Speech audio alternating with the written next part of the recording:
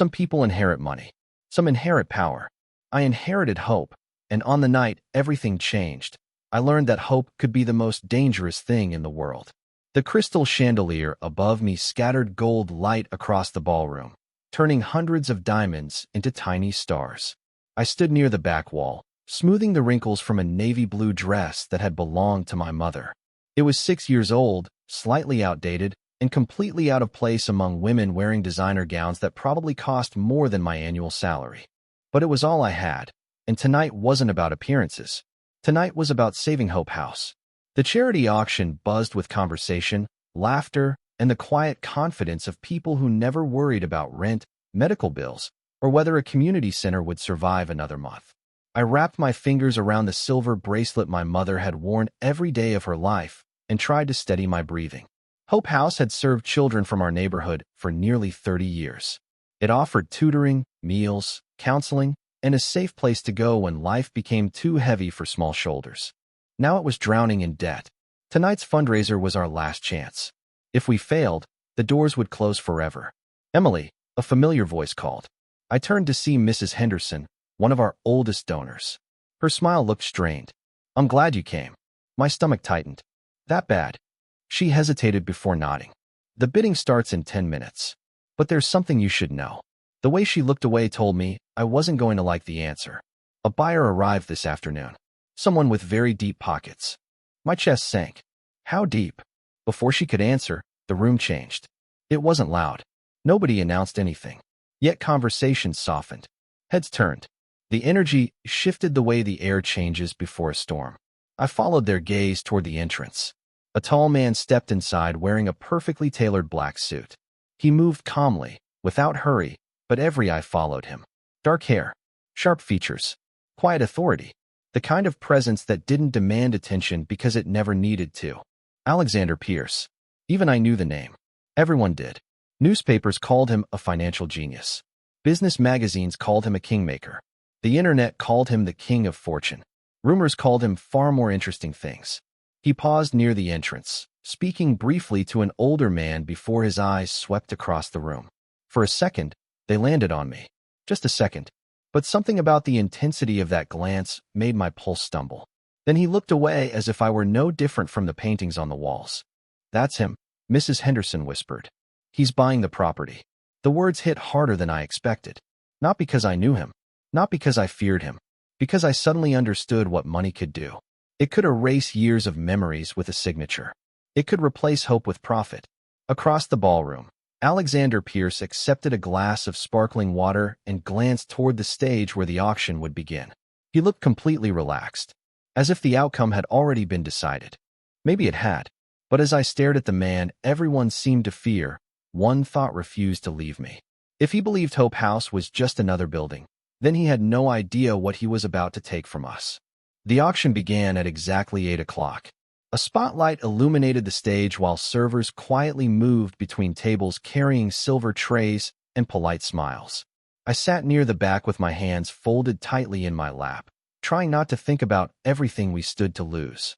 The presenter spoke about community investment, neighborhood growth, and exciting opportunities for the future. Every carefully chosen word sounded harmless. But I knew what was really happening. Hope House was being placed on the auction block. The building that had fed children, sheltered families, and given people second chances was becoming another business transaction. Item after item sold before the main event. Luxury vacation packages, private club memberships, rare artwork. The numbers climbed higher than anything I had ever imagined spending. Around me, people applauded without hesitation. Wealth moved through the room as easily as conversation. Then the presenter smiled toward the audience. "Our final property this evening is located in the heart of Brookside District." My stomach tightened immediately. A photograph of Hope House appeared on the giant screen. Seeing it there felt wrong, like seeing a family memory displayed for strangers. Opening bid, $5 million. A paddle rose almost instantly. 5 million. Another followed. 6 million. The numbers continued climbing. 7, 8, 9. Every increase felt like another step away from us. Another step toward a future where children would arrive at locked doors. I glanced toward Alexander Pierce. He sat perfectly still at his table near the front. One hand rested beside his glass. His expression revealed nothing. No excitement. No urgency. No emotion at all. Then the bidding reached $12 million. Silence settled across the ballroom. The auctioneer looked around the room. "Do I hear 13? Before anyone could answer, Alexander lifted his paddle. The movement was effortless. Casual. 20 million. The room collectively inhaled. Conversation stopped. Even the auctioneer blinked in surprise. $20 million. He had not increased the bid by 1 million. He had ended the competition entirely. The gavel struck less than 30 seconds later. Applause erupted around the room. People smiled. Some laughed. Others shook their heads in admiration. But all I could hear was the pounding of my own heartbeat. Hope House was gone. The presenter thanked Alexander for his generosity while cameras flashed. He accepted the attention with the same calm expression. Then, as if sensing my stare, he turned slightly and looked directly at me. Those dark eyes held mine across the crowded ballroom. Not arrogant. Not cruel. Simply certain. Certain that he had won. The event continued, but I barely noticed. When it finally ended, guests began drifting toward the exits. I stood frozen beside my chair until Mrs. Henderson touched my arm. "Emily," she said softly, "I am so sorry." I managed a small nod. "I need some air." The cool night greeted me as I stepped onto the terrace overlooking Manhattan. Thousands of lights stretched across the city like a sea of stars. Normally, I love this view. Tonight it felt distant. Empty. Beautiful city, isn't it? The voice behind me made me turn. Alexander Pierce stood a few feet away, hands in his coat pockets.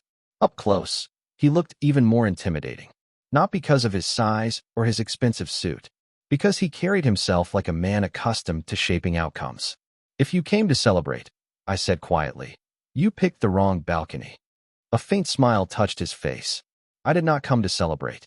You bought our future." His gaze remained steady. "No, Miss Carter. I bought a building." I shook my head. "That building changes lives." For the first time, something shifted in his expression. Interest. Genuine interest. He studied me for several seconds before speaking again. "Hope is expensive," he said, "and I do not invest in things that fail." The words should have crushed me. Instead, they ignited something stubborn inside my chest. I met his eyes without looking away. "Then maybe you have never understood hope at all." For a moment, neither of us spoke. The city lights glittered below. The cold wind moved between us. And somehow, I had the strange feeling that this conversation was only the beginning of something much larger than either of us expected. The wind felt colder after he left. I remained on the terrace for several minutes, staring at the city below while replaying every word of our conversation. Hope is expensive. The sentence echoed inside my head during the cab ride home, during the elevator ride to my apartment, and even as I unlocked the door. My mother used to say that people revealed themselves when they believed nobody could challenge them. Alexander Pierce had revealed something important. He measured value in numbers. I measured it in lives. The next morning, sunlight filtered through my kitchen window as I spread financial reports across the table. Bills, donations, payroll records, repair estimates. The ugly reality of Hope House sat in black ink before me. We were in trouble long before the auction. I knew that. But knowing did not make surrender easier. My phone buzzed just after 9. The caller ID displayed Hope House. I answered immediately. "Emily." Sarah's voice sounded nervous. Sarah had managed our after-school programs for nearly 4 years. "You need to come down here." My stomach tightened. "What happened?" "Just come." 20 minutes later, I pushed through the front doors of Hope House. The familiar scent of coffee, crayons, and old books wrapped around me like a memory. Children laughed somewhere down the hallway. For a brief moment, everything felt normal. Then I saw the black SUVs parked outside. Men in dark suits stood near the entrance, speaking quietly into headsets. My pulse quickened. Sarah waited beside the reception desk. "They arrived 30 minutes ago." "Who?" But I already knew the answer. She nodded toward the conference room. Through the glass wall, I saw Alexander Pierce seated at the long wooden table. Sunlight streamed through the windows behind him. Several attorneys sat nearby reviewing documents. Everything about the scene looked organized, controlled, deliberate.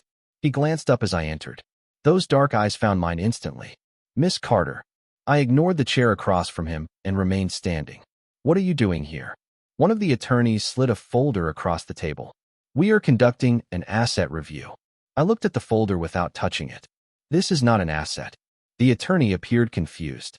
Alexander did not. His gaze remained fixed on me. From a business perspective, it is. Children are not line items on a spreadsheet. Silence settled over the room. The attorneys suddenly seemed very interested in their paperwork. Alexander leaned back slightly. You always speak exactly what you think. Someone should. A faint expression crossed his face. Not annoyance.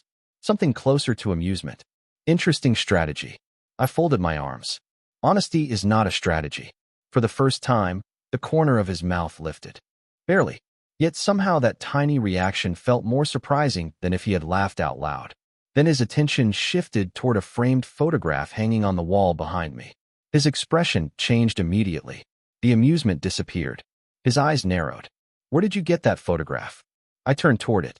It showed my mother standing outside Hope House 15 years earlier during the grand reopening ceremony. That is my mother. His gaze remained locked on the image. Completely still. The room suddenly felt different. The attorney stopped talking. Even the air seemed heavier.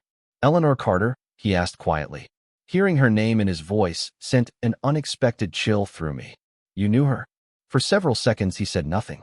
He simply stared at the photograph as though he had seen a ghost. Then he slowly stood. We will continue this review another day. Every attorney immediately gathered their papers. No questions. No hesitation. Alexander picked up his coat and headed toward the door. When he reached me, he paused. His eyes met mine again. This time the certainty I had seen at the auction was gone, replaced by something far more unsettling. Recognition. Then without another word, he walked away, leaving me alone with a question I could not stop asking. How did the most powerful man in the city know my mother's name? Questions have a way of growing louder in silence. For the next 2 days, I could not stop thinking about the look on Alexander Pierce's face when he saw my mother's photograph. It had not been the expression of a businessman reviewing a property. It had been something personal, something buried. I searched through old boxes that evening, pulling faded photographs from closets and drawers, hoping to find a clue my mother had never shared. Most of the pictures showed community events, school fundraisers, birthday parties, and smiling children standing outside Hope House. Then I found an old newspaper clipping folded between 2 photo albums. The article was nearly 15 years old. The headline mentioned a winter storm that had shut down half the city. Volunteers had opened emergency shelters for stranded families. My mother's name appeared near the bottom of the article. Eleanor Carter, Community Coordinator. I stared at the black and white photograph beneath the headline. My mother stood beside several volunteers and a teenage boy wrapped in a blanket. The image was grainy, but something about the boy felt familiar. My pulse quickened.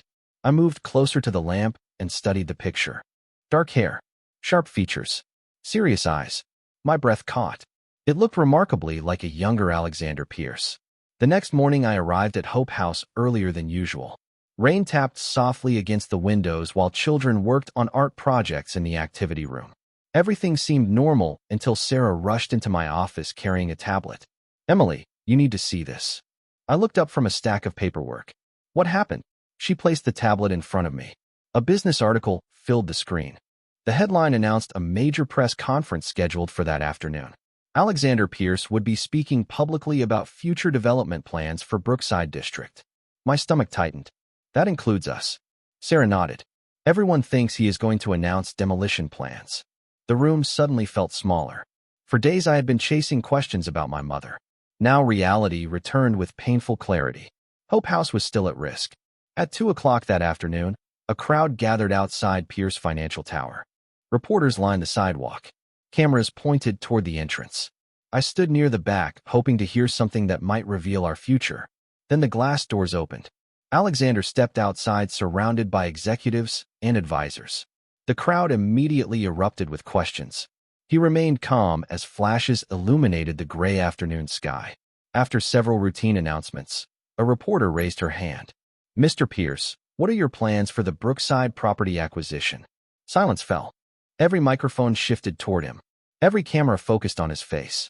Even from 50 feet away, I could see the hesitation. Brief, almost invisible, but it was there.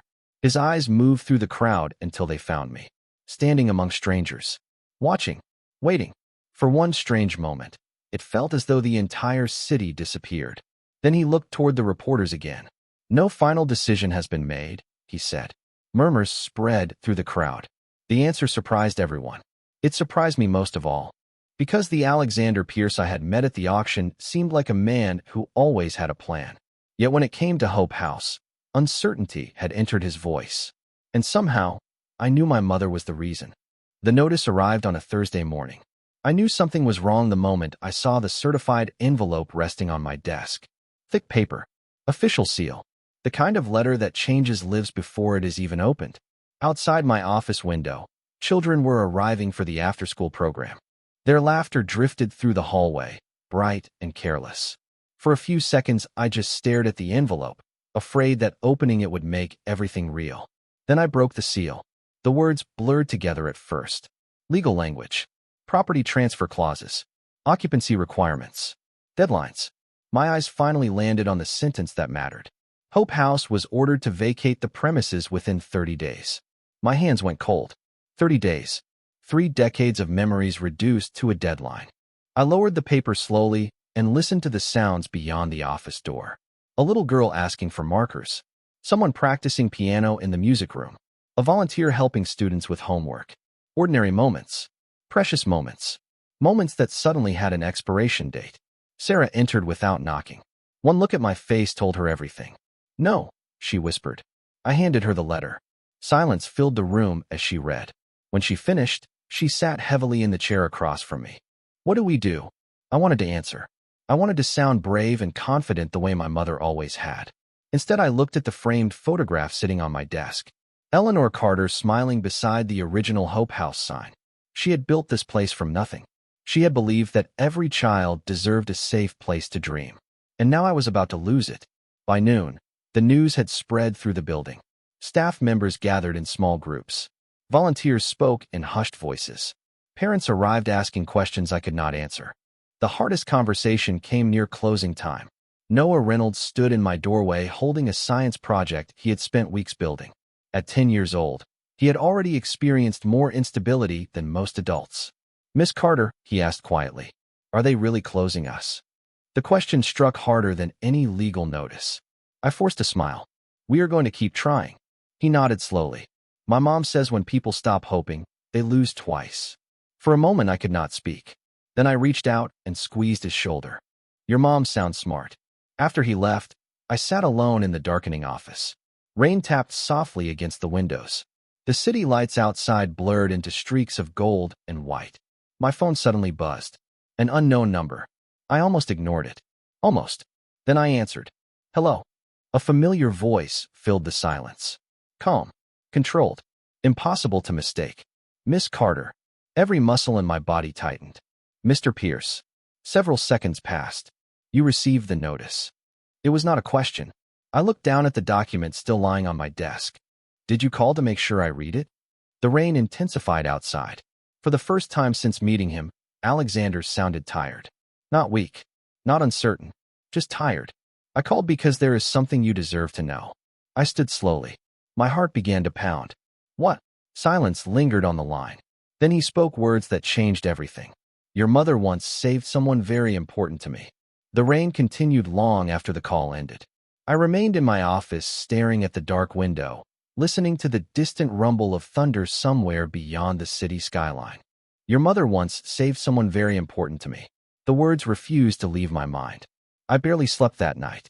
By sunrise, I had convinced myself that I needed answers. Not guesses. Not assumptions. Answers.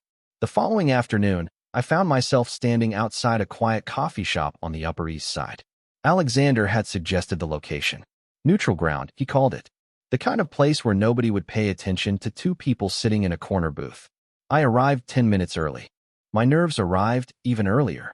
The scent of fresh coffee filled the air as I chose a table near the window. Outside, gray clouds drifted over Manhattan. Inside, everything felt calm. Too calm. At exactly 2 o'clock, the door opened. Alexander stepped inside wearing a charcoal coat and a simple black sweater. Without the boardrooms, cameras, and executives surrounding him, he somehow seemed more intimidating, more real. He crossed the room and sat across from me. Neither of us spoke immediately. Finally, I broke the silence. "You said my mother saved someone important to you." His gaze settled on the coffee cup between us. For a moment, he looked much younger than 36. Not physically, emotionally, like someone revisiting a memory they never truly escaped.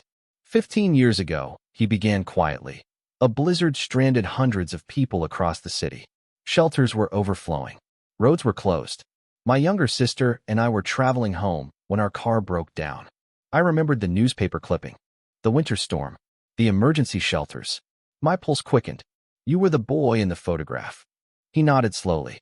I was 16. My sister was 12. His voice softened. We spent 12 hours in one of your mother's shelters. I said nothing. Alexander continued. Most people only saw a crowded gymnasium full of strangers. Your mother saw frightened kids trying to pretend they were not scared. A faint smile touched his face. The first genuine smile I had ever seen from him. She gave my sister a blanket, hot chocolate, and a place to sleep. She stayed up half the night making sure every child felt safe. The image formed clearly in my mind.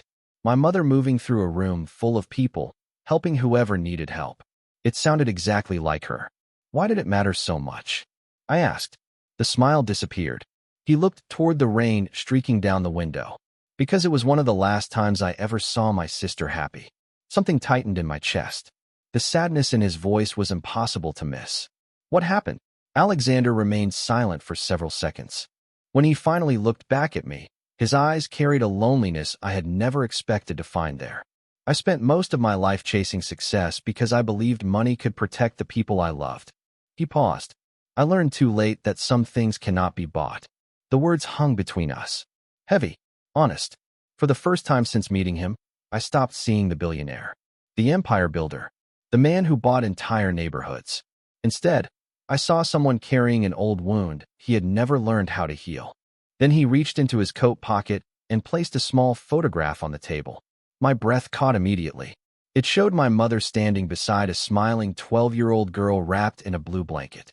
On the back, written in my mother's handwriting, were 6 simple words. Never stop believing in tomorrow. I kept the photograph with me for the rest of the week.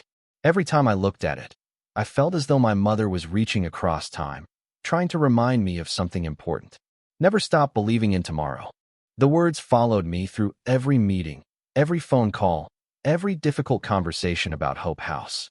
Yet tomorrow seemed increasingly uncertain. Donations were slowing. Parents were worried. Staff members were quietly updating resumes they hoped they would never need. Still, every afternoon the building filled with children, and somehow their optimism made it impossible to give up completely. 3 days after meeting Alexander at the coffee shop, a storm rolled across the city. Dark clouds swallowed the skyline before noon. Rain hammered against the windows and wind rattled the old brick walls of Hope House. Most parents picked up their children early, but a handful remained inside waiting for the weather to improve. Around 6 o'clock, I was helping clean the activity room when Sarah rushed through the doorway. Emily, have you seen Noah? My heart immediately sank. I thought he left with his mother. Sarah shook her head. She just called.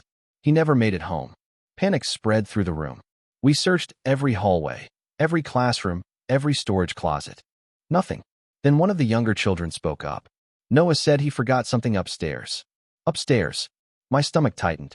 The 3rd floor had been closed for months because of water damage from an old roof leak. Nobody was supposed to be up there.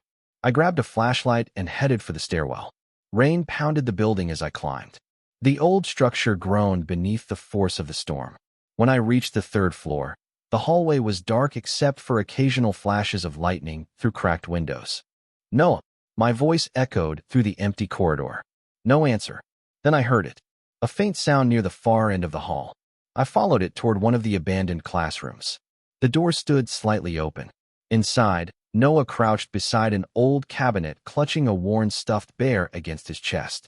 Relief washed over me so quickly my knees nearly gave out. What are you doing up here? I asked, trying to catch my breath. His eyes filled with guilt. I forgot, Mr. Bear. My little sister sleeps with him when she gets scared. Before I could answer, a loud crack echoed somewhere above us. The building shuddered. Dust drifted from the ceiling. My pulse spiked. We need to leave. Right now. Noah nodded immediately. I took his hand and hurried toward the hallway. Another loud creak echoed through the structure. Outside, the storm continued to rage. We had almost reached the stairwell when powerful lights suddenly flooded the windows. Headlights. Several vehicles had arrived outside. Moments later, footsteps raced up the stairs. A familiar voice called my name. Emily. Alexander appeared at the end of the corridor, rainwater still clinging to his coat. For a second, surprise froze all three of us. Then his eyes moved from me to Noah, and finally to the damaged ceiling overhead. Relief flashed across his face so quickly it almost disappeared before I could recognize it. But I saw it, and for the first time, I realized that the man who claimed not to invest in hope had come searching for it in the middle of a storm. For several seconds, none of us moved. Rain battered the windows. Wind howled through the old building. Noah clutched the stuffed bear tightly against his chest while Alexander stood in the doorway, his dark coat damp from the storm outside. "You came here yourself?" I asked before I could stop myself. His gaze shifted toward Noah. "One of my security teams saw a child enter the building after closing." Security teams. The word should have surprised me. They did not. Everything about Alexander's world seemed larger than life. Yet there was nothing larger than life about the concern I had seen flash across his face moments earlier. It had been real. He stepped forward and crouched slightly, so he was eye level with Noah. "Your mother is worried about you." Noah lowered his eyes. "I forgot something important." Alexander glanced at the worn bear. A strange expression crossed his face. Recognition. Memory. Something deeper. "Sometimes important things are worth going back for," he said quietly. The words seemed intended for more than a 10-year-old boy. Another groan echoed through the ceiling above us. Dust drifted downward. Alexander immediately stood. "We are leaving." There was no arrogance in his voice. No command for the sake of control. Just certainty. We moved quickly toward the stairwell. Noah stayed between us while the storm rattled the old structure around us.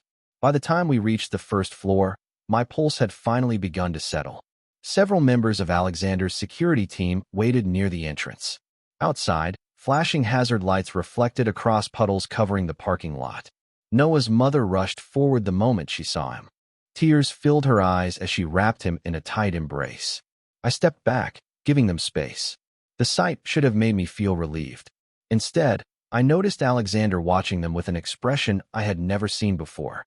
Not power, not confidence, not calculation. Sadness. Pure and unguarded. The moment lasted only a second before his usual composure returned. "You should not have gone upstairs alone," he said to me. I folded my arms against the cold wind. "You sound like you own the building." His jaw tightened slightly. "Technically, I do. Normally, I would have argued. Tonight, I was too tired." Rain soaked through my jacket as we stood beneath the awning. Across the street, city lights shimmered through sheets of water. "Why were you really here?" I asked. He looked away toward the storm. "Because 15 years ago, someone taught me that every child matters." The answer caught me off guard. For a moment, neither of us spoke. Then his eyes drifted toward the photograph tucked inside my bag. The one he had given me. The one with his sister. "Her name was Lily," he said unexpectedly. I blinked. "Your sister?" He nodded. The storm seemed quieter somehow. "She believed every problem could be solved if people were kind enough." A faint smile touched his face. "She sounded a lot like your mother." The sadness returned to his eyes. Deeper this time. Older. After she was gone, I spent years building walls around everything that reminded me of her. His gaze settled on Hope House behind us. "That building reminds me of her." The realization hit me slowly. Every conversation, every hesitation, every unexpected decision, they all traced back to the same wound.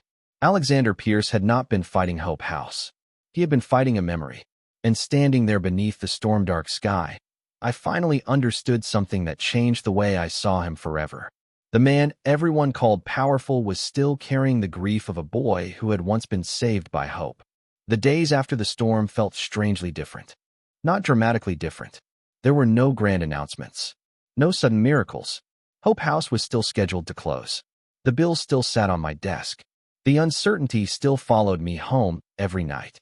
Yet small things began happening that nobody could explain. On Monday morning, a delivery truck arrived carrying brand new computers for the tutoring center. No sender listed. On Tuesday, a local contractor volunteered to repair the damaged roof section free of charge. On Wednesday, 3 overdue invoices were mysteriously marked paid in full. Every time I asked where the help was coming from, nobody seemed to know. Sarah leaned against my office door one afternoon, holding another envelope. Either we have an anonymous guardian angel, she said, or somebody is playing a very strange game. I opened the envelope and found a donation receipt for $20,000. Anonymous donor. Again, I stared at the paper. Deep down, I already knew the answer. The following Friday, I attended a community planning meeting downtown. Local business owners gathered to discuss upcoming development projects. Halfway through the presentation, I noticed a familiar figure standing near the back of the room. Alexander. He was speaking quietly with several city officials. As always, people seemed to shift around him without realizing they were doing it. The meeting ended an hour later. I waited until most of the crowd had disappeared before approaching him. "You are becoming difficult to track down," I said. He turned toward me. A faint smile appeared. I did not realize I was being tracked. "The computers." His expression remained perfectly neutral. "What computers?" I folded my arms. "The roof repairs. Buildings need maintenance. The donations. Generous people exist." I narrowed my eyes.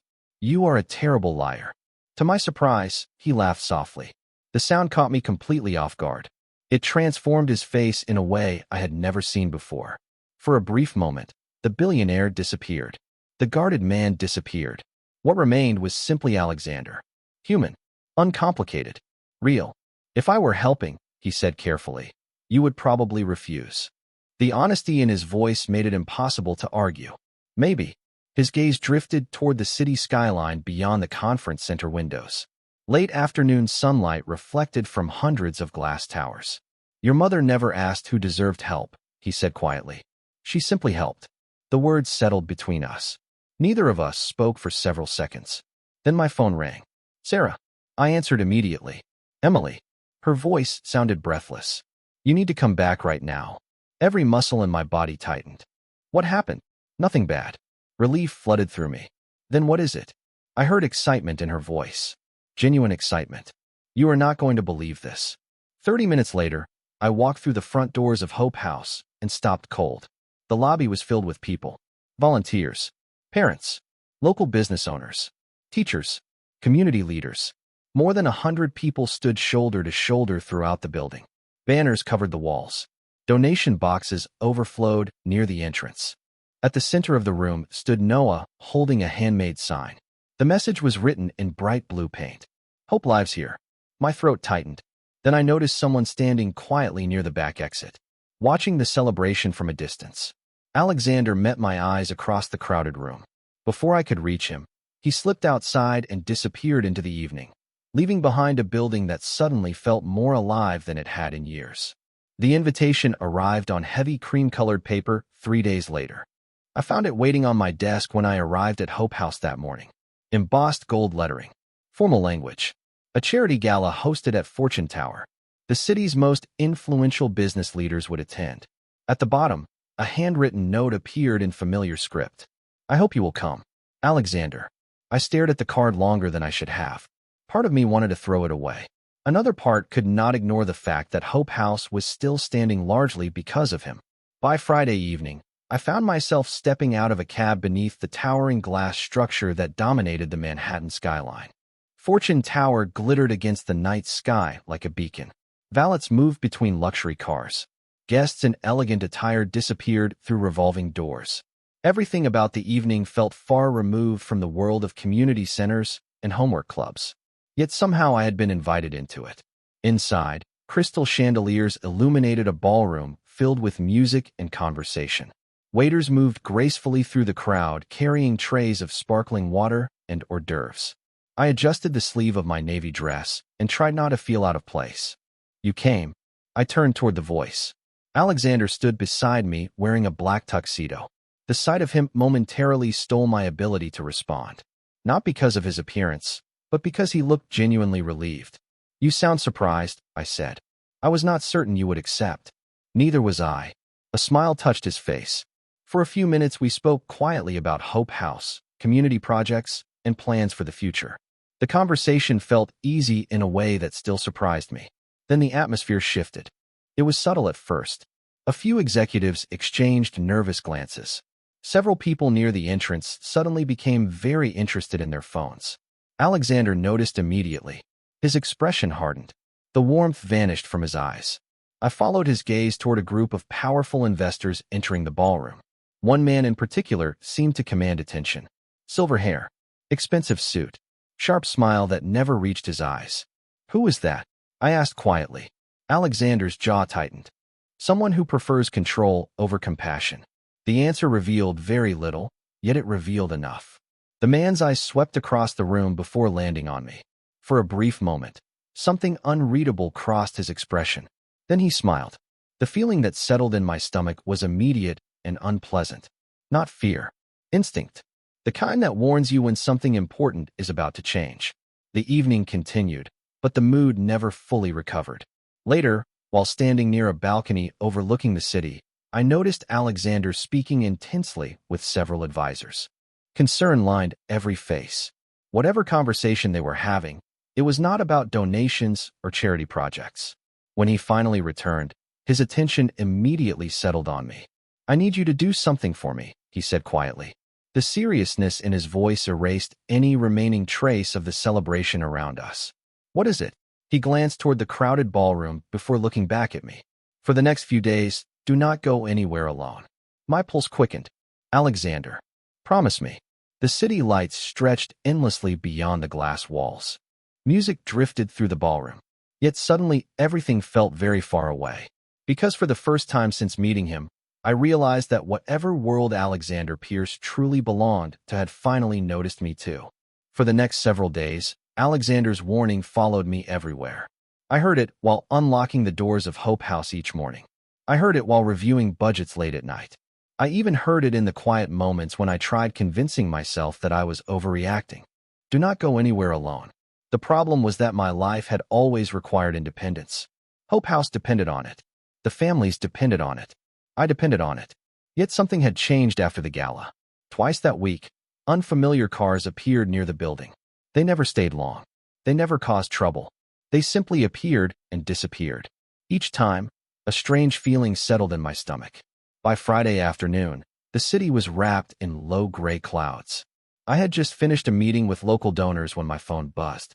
A text message from an unknown number. "There is a problem with the grant paperwork. Please come to Fortune Tower." It included a conference room number and the name of a legitimate foundation partner. Everything looked official. Still, I hesitated. Then I remembered how many families depended on the funding we were trying to secure. 45 minutes later, I stepped into the marble lobby of Fortune Tower. The building felt unusually quiet. Elevators opened and closed. Receptionists answered phones. Yet something seemed off. I could not explain it.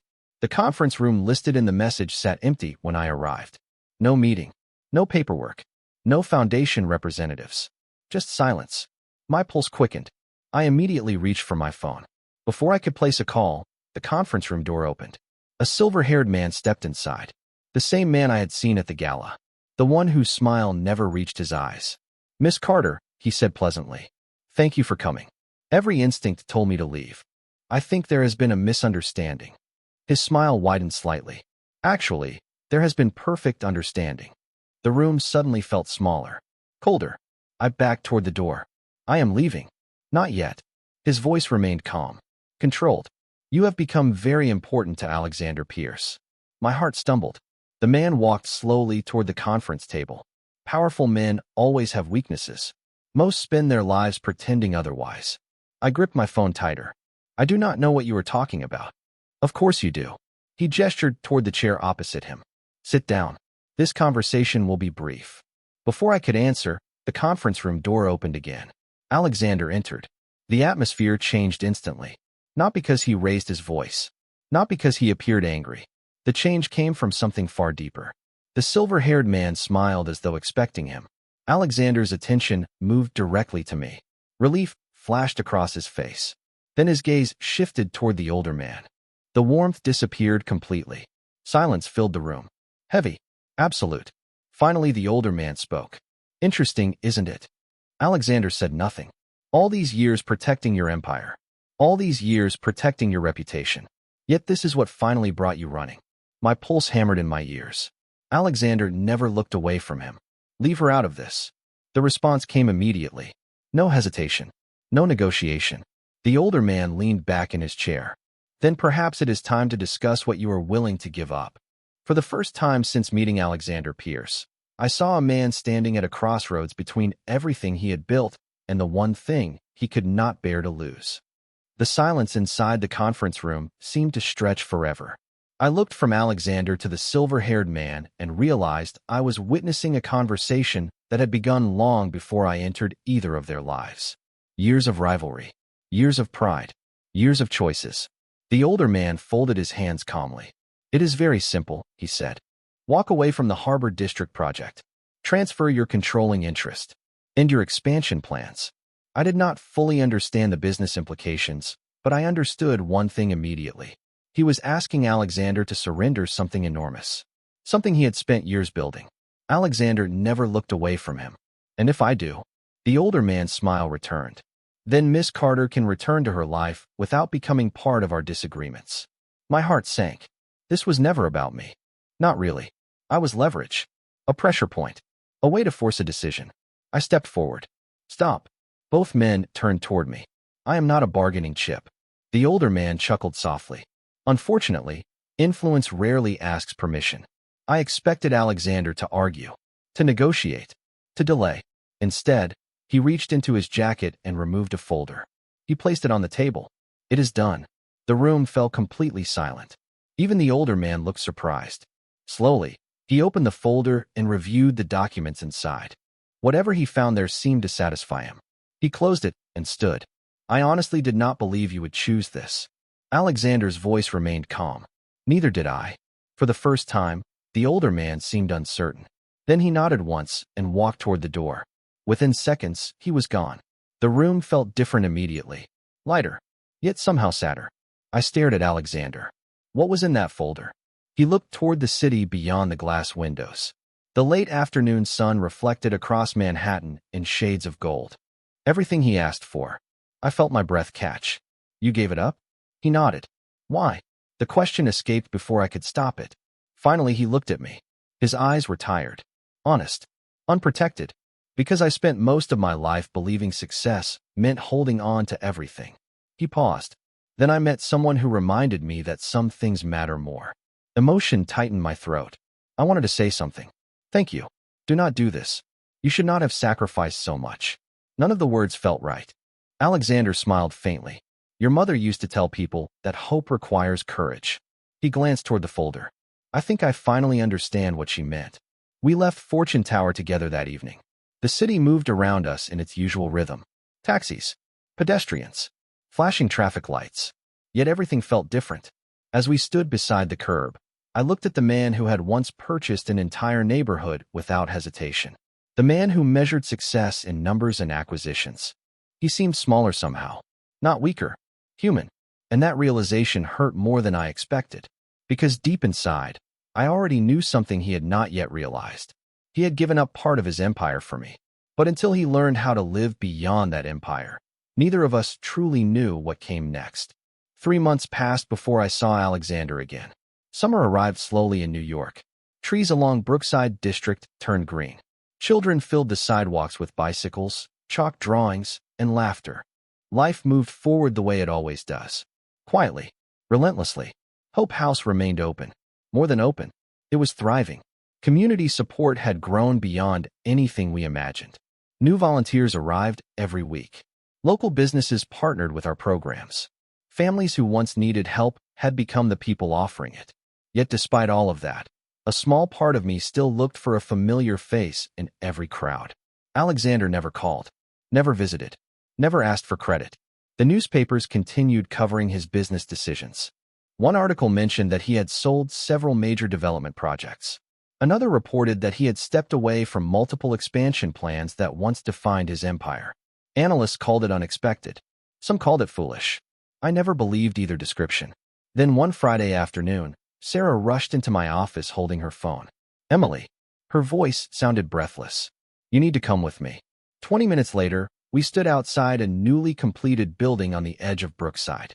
White stone walls reflected the afternoon sunlight. Large windows overlooked a community park. Families gathered near the entrance while reporters prepared cameras.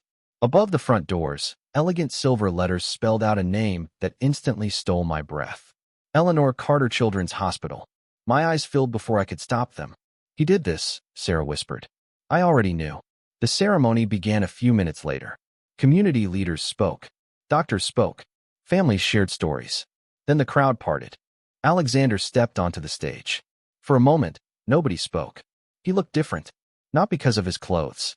Not because of his appearance. Something else had changed. The constant weight he once carried seemed lighter. His eyes found mine almost immediately. Then he turned toward the crowd. Many years ago, he began. A woman taught me something I was too young to fully understand. Silence settled across the gathering. She showed kindness without asking what she would receive in return. She believed that every person deserved hope. He glanced toward the hospital behind him. This building exists because of that belief. The audience applauded. I could barely hear it over the sound of my own heartbeat. After the ceremony ended, people surrounded him with questions and congratulations. I waited near the hospital garden until the crowd finally thinned. Then he walked toward me. For several seconds, neither of us spoke. Warm sunlight filtered through the trees above us. Children's laughter drifted across the lawn. You built a hospital, I said softly. A faint smile appeared. I had help. I shook my head. No, you chose this. His gaze moved toward the hospital entrance. For most of my life, I believed fortune meant acquiring more. He paused. Now I think it means leaving something behind that matters. Emotion tightened my throat. The same way it had the day he showed me the photograph of his sister. The same way it had when he chose people over power. Alexander looked at me with complete honesty. No walls. No distance. No empire standing between us. Your mother understood that long before I did. The afternoon breeze stirred the leaves around us. I smiled through tears. She would have been proud of you. For a moment, he looked away. Then he laughed softly and shook his head. I hope so. We stood there together while sunlight bathed the hospital in gold. And for the first time since our paths crossed, I understood what my mother had been trying to teach people all along. Wealth can build towers. Power can shape cities. But hope is what changes lives. And sometimes the greatest fortune a person can find is becoming someone worth believing in.